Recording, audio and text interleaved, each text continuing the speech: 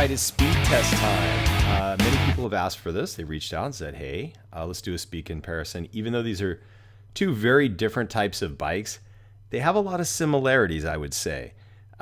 So the Juiced Bikes CrossCurrent S has a 650 watt motor.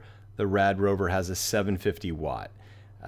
The RadRover has a max speed of 20 on the site. It'll do 22, 23. And the CrossCurrent S actually does easily 28 and typically around 29 to 30 with pedal assist. Okay, I'm on my 2016 RadRover. I'm going to try a 0 to 20 test here. Just going on the side of the road. I just put on my new tires also, Van Helga, 45 North.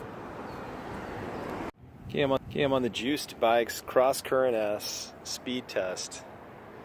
Here we go.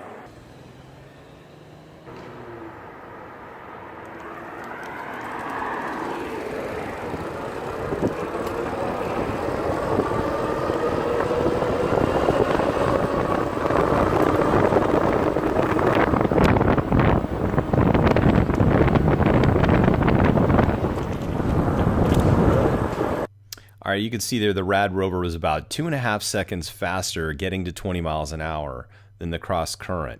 However, when you get to top speed, that's the differentiator.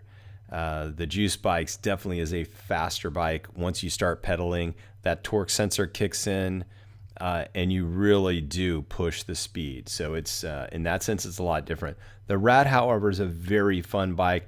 With these tires, I'm real excited to take it off-road. And for a more even comparison, I should be getting the RipCurrent any week. So stay tuned, subscribe, and check it out. All right, thanks guys. We'll see you. Bye.